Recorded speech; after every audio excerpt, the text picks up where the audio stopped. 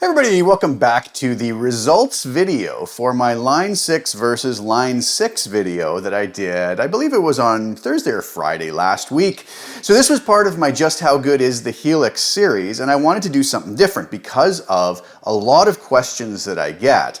Should I buy the Podgo? Should I buy the HX Stomp? Should I buy the Helix? Well, you know, that question is open to all sorts of answers, depending on what feature sets you want, how many inputs you need, how many snapshots, and the list goes on and on and on. So I wanted to focus more on just how does each of these units sound, right? Does the Podgo sound inferior to the Helix? Does it sound inferior to the HX Stomp? Does the Stomp sound inferior to the Helix? And on and on and on again.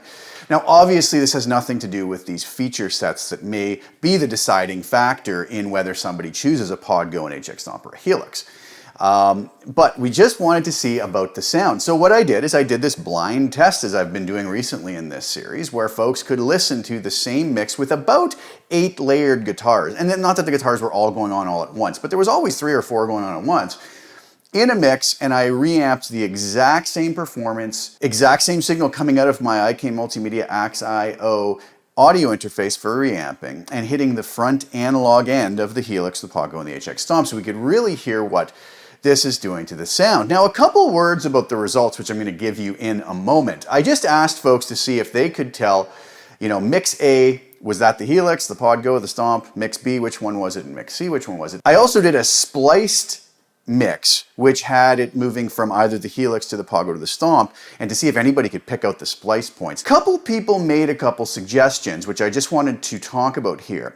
In the past, I've used null tests a lot in videos to prove whether 2 audio files are the same. And some folks said, well, why don't you just use a null test to find out if the Podgo sounds the same as the Helix or the HX Stomp?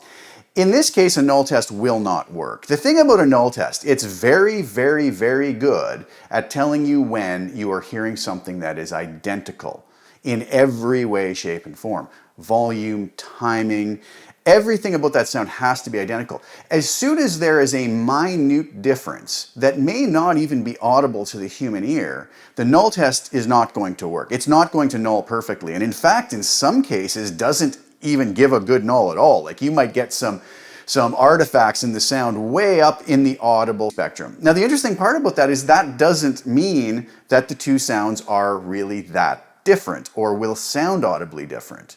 And a lot of folks go, well, what do you mean?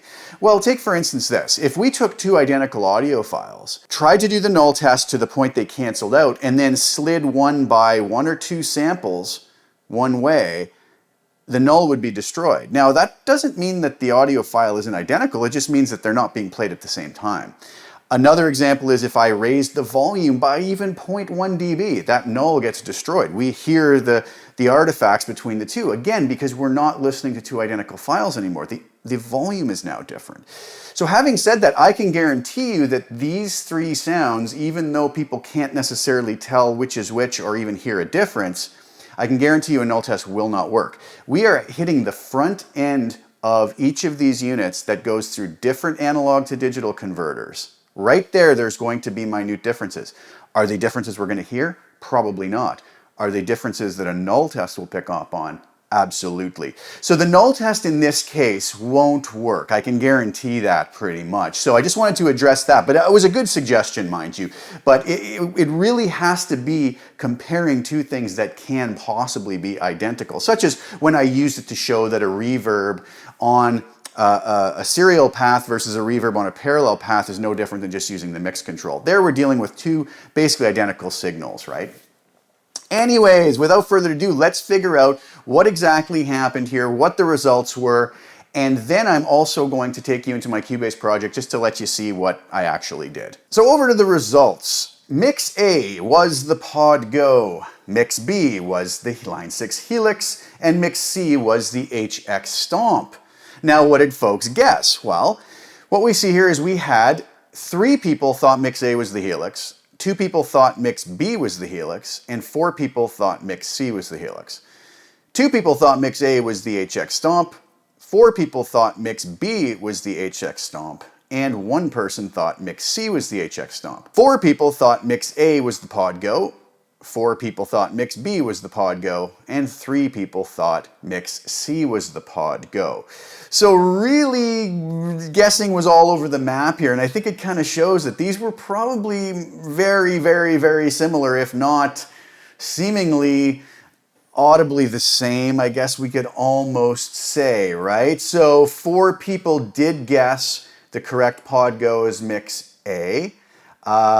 2 people guessed correctly that mix B was the Helix, and 1 person guessed correctly that mix C was the HX Stomp. Now, another interesting statistic from this is 12 votes were people who just either said they couldn't tell the difference or they thought they sounded identical. Now let's go to the splice points. There were 2 splice points, and those splice points happened at 10 minutes and 22 seconds exactly in the YouTube video, and 10 minutes and 56 seconds exactly. At 10 minutes and 22 seconds, we moved from the HX Stomp to the podgo, and then at 10 minutes and 56 seconds, we moved from the podgo to the Helix. Now, I had 1 person guess that at 10:56, which was correct. This was interesting. They actually got the splice point. It was the only guess that got it right. Most people just guessed, I can't tell where the splice points are, which is what I kind of expected. But 1 person got it, but they guessed that it was going from the pod to the Stomp when it was actually going from the pod to the Helix. But that was an excellent guess.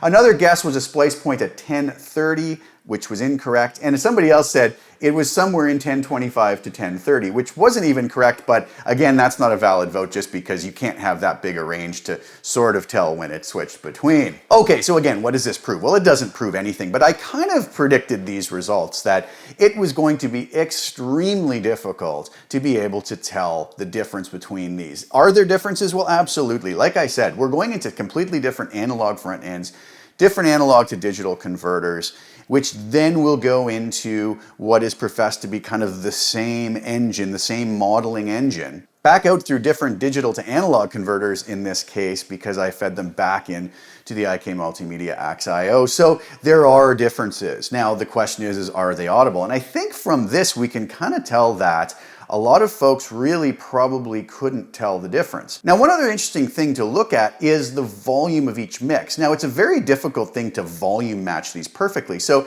if they aren't volume matched perfectly, is a person actually hearing the difference between the tone, or are they maybe hearing a slight discrepancy in the volume? Now, here's what I got when I measured these different mixes. And what I did is I tried to match each track in the mix down to within 0.5 dB on the LUFS meter, which isn't a perfect measurement by any means, but then I took the final mix and did a statistics analysis on it, and then found these numbers. The Helix on the left channel was minus 16.18 RMS average, and on the right side, minus 14.76. It had an integrated LUFS of minus 15.6. The Stomp mix had on the left an average of minus 15.87 and minus 14.65 on the right. So you can see a slight discrepancy, not much, I mean less than 0.5 dB. And its integrated LUFS was minus 15.5. And then the podgo, amazingly, minus 16.18 on the left was identical to the Helix mix. And it was only 0.05 dB off on the average from the Helix mix, minus 14.71. And it also had an integrated LUFS of minus 15.6. So you can see that there in itself tells that there's certain differences in probably the way the dynamics are being processed by each unit, maybe from the analog to digital converter getting hit a certain way. Who knows why the changes are there? And this is why I said a null test would not work in this case. But I think they're close enough, and as the test showed, most people really couldn't tell the difference, or so they said, and even the guesses kind of seem to be all over the place. So let's go over to Cubase into my project, and here we go. Here we have the podgo mix right up here, the Helix mix here on the second track, HX Stomp mix here, and then here's the spliced mix. So let's just listen to the Helix mix here. And what I'll do is I'll solo. When I go to hit a solo on the podgo, it'll go to the podgo, solo on the HX Stomp, and let's listen to this as we go through.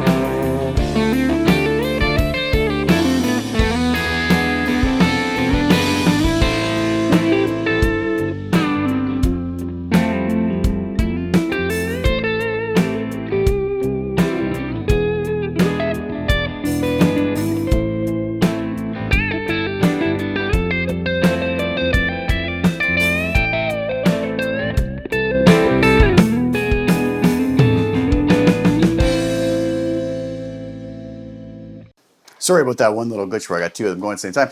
So what do you think? I mean, guys, if there's a difference here, I don't think it's one that's worth really discussing. These are so incredibly close. I've listened on headphones, I've listened on speakers, I'm going, man, oh man, if there's a difference, I would never be concerned about it. I could make an amazing record with any one of these devices, obviously within the limits of what their abilities are as far as inputs and outputs and maybe number of snapshots and whatever else we need to have our workflow work the best, right? So obviously we're going to choose these based off of whether we need the big Helix. Maybe we just need a Helix LT. Maybe all we need is a stomp now that it has 8 blocks, you know? Maybe we don't need the extravagant ins and outs or a Variax input that the Helix has, you know? Maybe all we need is the podgo. But as far as sound, I think they sound almost identical. So let's go look at the spliced mix now, and you'll see the 2 splice points. And I'll just unmute this, and you'll see right here, these lines here, you'll see where it goes from stomp to podgo, and then at this line to Helix. So let's just listen to the splice point here.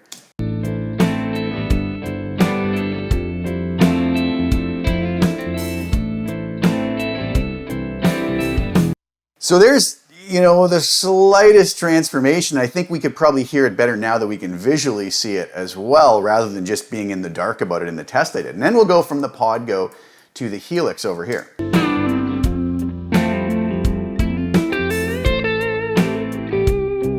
Let me run that back a bit further on the podgo.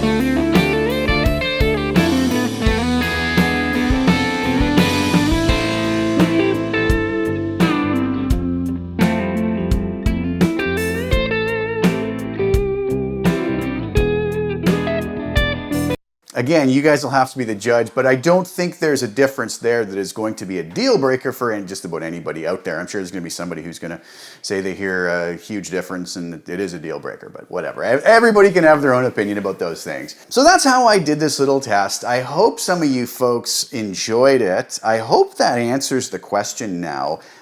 Sort of at least when people ask, well, which one sounds better? I think I can honestly say at this point that I don't really think one sounds better or worse. I think I can get pretty much the same sound. And if there is any difference, we're really at the point of splitting hairs. So I think I can really get the same sound out of all of these units. Again, with the obvious difference being the feature set that each offers, which I have to say because I know so many people will continue to point that out, which is an obvious thing. But that's not what this was about. This was simply about how do they sound? So I hope some people found that useful. Thank you guys all so much for participating. That's what makes these fun. And like I said, I don't think these necessarily prove anything one way or the other, but they are just little interesting little experiments that a lot of people seem to enjoy. So I'll have a few more of these coming up in the near future. Please like the video, share it with anybody who you think would get some use out of it. I will have the link below to the original video if you didn't see it. If you want to go back and take a listen to that, please subscribe to the channel and hit the little bell notification to get notified when I put new content out. And I'll be back really soon with some more. Thank you guys again so much for participating in this and for all your support. I'll be back real soon. Ciao for now.